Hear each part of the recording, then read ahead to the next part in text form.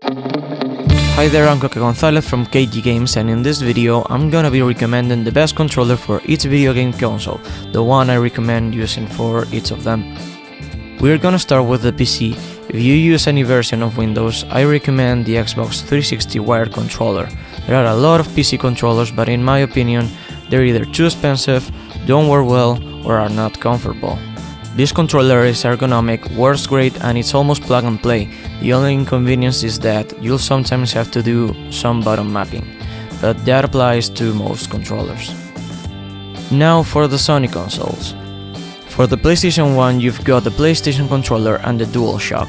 I recommend the DualShock as it adds the rumble function and the thumbsticks. For the PlayStation 2, you've got the DualShock 2. For the PlayStation 3, you've got the 6-axis and the DualShock 3.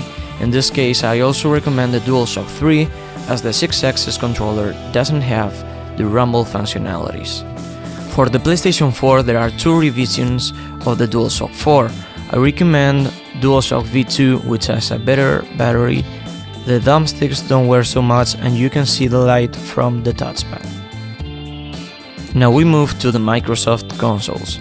For the original Xbox, there's the Duke and the Xbox Controller S. I recommend the latter as it's smaller, more ergonomic, and quite similar to the Xbox 360 controller. For Xbox 360, I recommend the 360 controller, either wired or wireless. Though I recommend the wired one as you get more free space on the back of the controller and you don't have to change or charge batteries. For Xbox One, there are 4 different revisions of the Xbox wireless controller, and most notably the Day 1 edition, the Elite edition, and the 2016 revision. I recommend the 2016 one. It's model 1708, introduced with Xbox One S, and I recommend it because it has an audio jack input and includes Bluetooth, things that some of the other revisions don't have. And lastly, for the Nintendo consoles. For the NES, you've got the original controller and the dog bone controller. I recommend the dog bone as its round edges won't hurt your hands like the original ones do. For the Super NES, I recommend the official controller. For the N64, you've got the original controller, but I personally hate it. I think it's weird to hold and very uncomfortable, so I recommend getting a Brawler 64 controller by Retro Fighters. It's shaped like a current gen controller, making it very comfortable, ergonomic. It has a better thumbstick and better placed buttons, so check it out.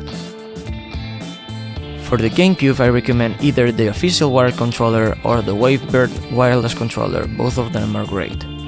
For the Wii, there are a lot of different controllers. You've got the Wii Remote, the Nunchuck, the Motion Plus, the Wii Remote Plus, the Classic Controller, and the Classic Controller Pro.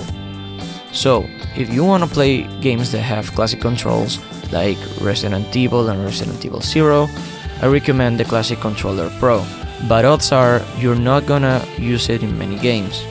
For the rest of motion control games for Wii, which are the vast majority of them, I recommend using the Wii Remote Plus, which is a Wii Remote with the Motion Plus built inside it, and then plugging a nunchuck to the Wii Remote Plus.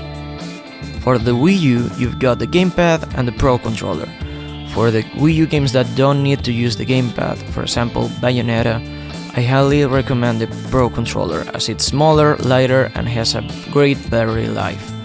And last but not least, for the Switch, you've got obviously the Joy-Cons, which can be put into the charging grip, but if you're used to playing dock mode, I recommend the Switch Pro controller, which is one of the best controllers Nintendo has released in my opinion.